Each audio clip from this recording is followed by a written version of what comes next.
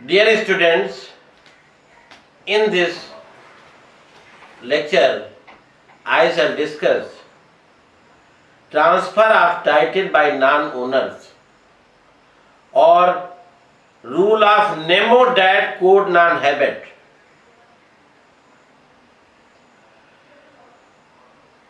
It means no one can transfer a better title than he himself has. कोई भी व्यक्ति अपने से अच्छा इंटरेस्ट ट्रांसफर नहीं कर सकता. Thus the buyer can't get a better title than that of the seller. Seller को बायर को सेलर से अच्छा जो है टाइटल ट्रांसफर नहीं हो सकता. यानी जो चीज सेलर की नहीं है वो बायर को ट्रांसफर नहीं हो सकती.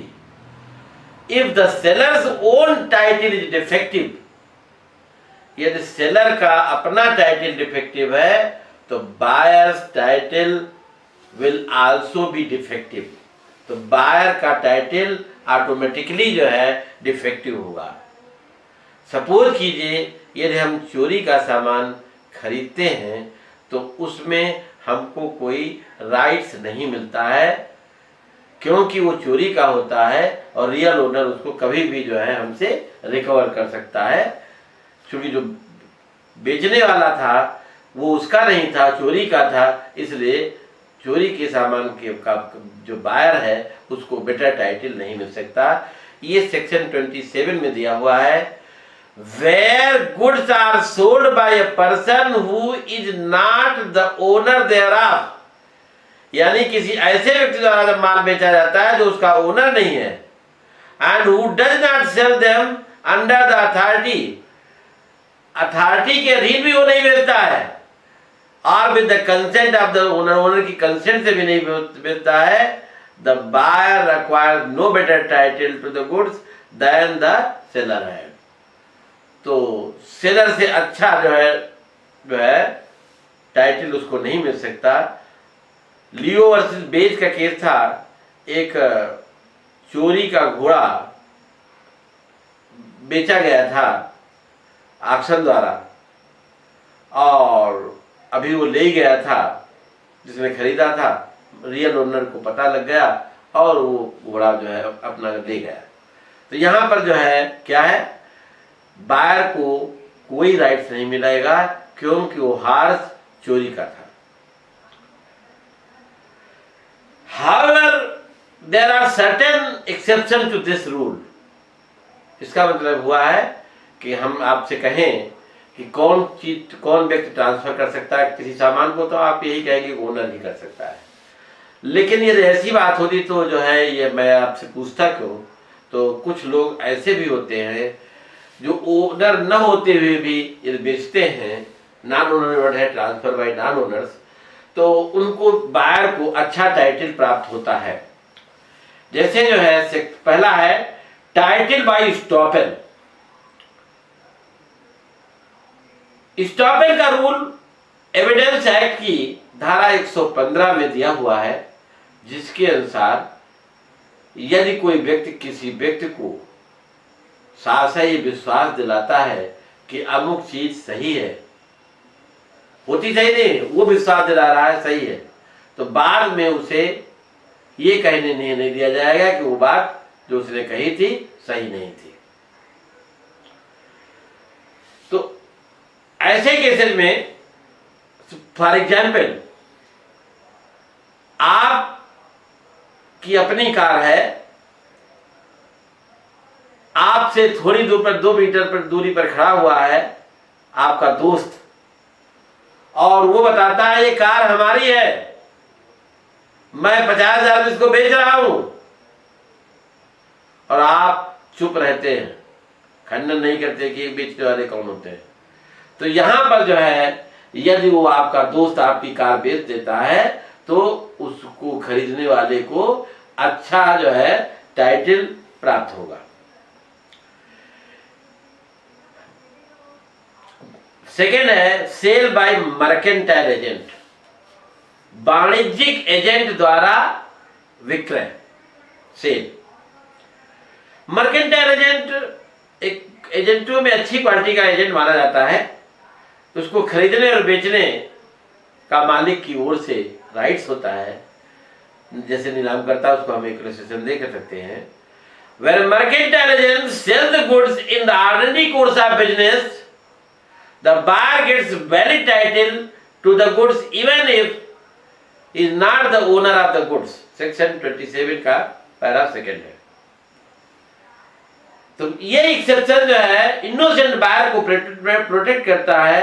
However, the buyer will get a valid title only if the following conditions are satisfied.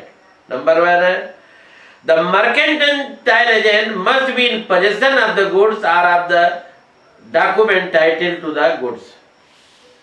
Mercantile agent का माल पर या माल के पेपरों पर कब्जा होना चाहिए। The mercantile agent must obtain the possession of the goods with the consent of the owner.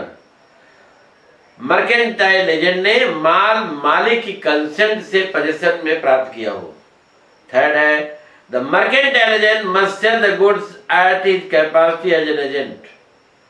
Mercantile agent को एजेंट के रूप में जो है, mercantile must sell the goods, mercantile agent ने एजेंट की कैपेसिटी में बेचा हो। एजेंट की कैपेसिटी में नहीं बेचा है तब नहीं। The buyer must act in good faith, और बायर ने गुड फेथ में खरीदा, उसको पता है तब नहीं उसको कोई राइट्स मिलेगा। जैसे एक केस था फॉक्स वर्सेस किंग का, FOLKES वर्सेस किंग 1923। ए ने एक अपनी कार मर्केंटाइल एजेंट को दी और इंस्ट्रक्ट किया कि वो इतने अमाउंट के नीचे नहीं बेचेगा, भाई से कहा उसने। लेकिन भाई ने उस कार को अपने भतीजे को दे दिया, हालांकि उसने गुड फेथ में खरीदा था बायर ने। In this case C will get a valid title to the car and can't recover it back from him, however he can claim the price of the car from D. Second case है Pearson versus Rose and Young Limited 1950। A ने, B एक mercantile agent था, उसको अपनी car दी और कहा कि केवल आप ऑफर रिसीव कर बेचना नहीं है आपको, लेकिन उसने जो है ही वाज नॉट अथॉराइज्ड बेचने के लिए एथिकल भी नहीं था। इसके बावजूद भी उसने क्या किया, बिना मालिक की कंसेंट के पेपर्स जो है कार के बुक कर दिया, आपने नाम करा लिया और बेच दिया है। बताइए इसमें ट्रांसफर माना जाएगा? नेमोडेट का रूल अप्लाई होगा? It was she would not get a valid title to the car. क्यों नहीं कार का मिला valid? In this case B was not having the position of the registration book with the consent of the owner. तो paper से वो जो है owner की कंसेंट से नहीं थे बायर के पास, इसलिए वो इंटाइटल नहीं माना गया। तीसरा है sale by a joint owner. Term joint owner में be defined as a person who owns the goods jointly with some other person. When the joint owner in the sole possession of the goods and he sells them to a person who buys in good faith, the buyer gets a valid title to the goods. Section 28 है। क्या मतलब हुआ? Joint owners का मतलब होता है कई लोगों की जो है कोई चीज जो है ओन्स करते हैं कई लोग मिल करके। When the joint owner is in the sole possession of the goods, जब सोल पोजीशन में हो, however the buyer will get a valid title only if all the following conditions are satisfied. Number 1 है the joint owner must be in the sole possession of the goods. joint owner का sole possession माल पर होना चाहिए। the joint owner must be in possession of the goods with the consent of the other joint owners.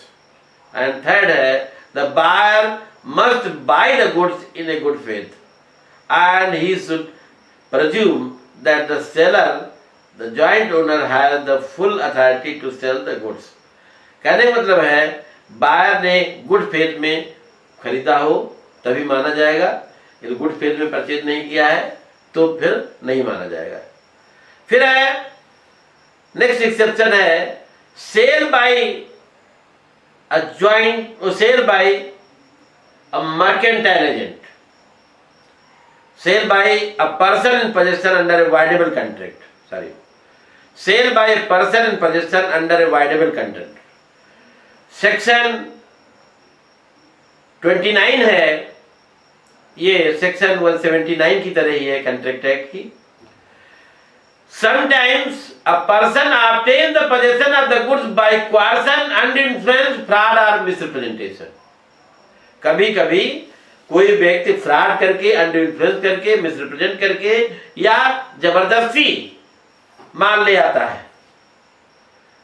तो अब इसमें क्या होता है, in such cases the contract is voidable at the option of the true owner, true owner के option पर contract voidable हो जाएगा, ट्रू ओनर कॉन्ट्रैक्ट को समाप्त कर सकता है। However the person in possession of the good under such a contract can make valid sale even of the possession so obtained is not by free consent. इसमें क्या है कि जिसका पोजेशन है वो बाल को बेच सकता है भले ही जो है वो फ्री कंसेंट से प्राप्त किया हो। And the buyer from such a person gets a valid title to the goods, और बायर को अच्छा टाइटल प्राप्त होता है। इसमें कुछ कंडीशंस हैं सेटिस्फाइड होने के लिए। The seller must have obtain possession of the good under voidable contract and not wide contract. Seller ने माल पर वाइडेबल कॉन्ट्रैक्ट के अधीन पोजेशन प्राप्त किया हो। The contract must not have been rescinded at the time of the sale. Contract जो है cell के समय समाप्त किया गया हो। The buyer must act in good faith and should not have any knowledge about seller's defective title. Buyer ने good faith में काम किया और उसको जानकारी न हो कि बायर का टाइटल डिफेक्टिव है। सपोज कीजिए ए ने जो है एक रिंग जो है अमीनाबाद में एक गोल्ड स्मिथ है, उसको धमका करके या जालसाजी करके अपने पोजीशन में ले लेता है। जब तक जो है पता चलता वो क्या करता है, वो उसे किसी और व्यक्ति को बेच देता है। तो जिसको बेचा है उसने गुड फेथ में परचेज किया है, तो यहाँ पर जो है क्या माना जाएगा कि ट्रांसफर जो है वैलिड होगा, क्योंकि वाइडेबल कॉन्ट्रैक्ट के तहत उसने माल पर कब्जा रखा था और अभी कॉन्ट्रैक्ट समाप्त नहीं हुआ था, उसके पहले ही उसने ट्रांसफर कर दिया। हाँ, for example on 12 December A agreed to sell his car to B. It was also agreed that A will accept the check for the price of the car. उसने केवल हमको चेक चाहिए। Accordingly, he delivered the car to B and accepted the check for its price. A ने जो है car B को दे दी और check ले ली। Next day, A discovered that the check was worthless. पता लगता चेक खराब थी। Immediately, he informed the police and requested the Automobile Association to trace the car. और उसने कार को ट्रेस करने के लिए कहा। On 15th June, B sold the car, same car to C. B ने C को बेच दिया, उसने गुड फेथ में परचेज कर लिया। It was that C could not get a valid title to the car as the owner had effectively shown his intention to rescind the contract. In this case, whatever contract was put in at the time of the sale by informing the police and automobile association, and thus C did not get a valid title of the car. Sometimes a person obtains possession of the goods under a wide contract and sells the same to another person In such cases, buyer does not get a valid title to the goods. The voidable and the void contracts have already been discussed. Sale by a seller, next exception है sale by a seller in possession of the goods after their sale. Section 30 की sub section 1 है। कभी कभी बेचने के बाद भी जो है माल पर पोजीशन सेलर का ही रहता है। तो ऐसी परिस्थितियों में जो माल बिक चुका है, कोई बाहरी आदमी भी आपके पास आता है, तो यदि आप उसको सेल कर देते हैं तो ये वैलिड होगा। जैसे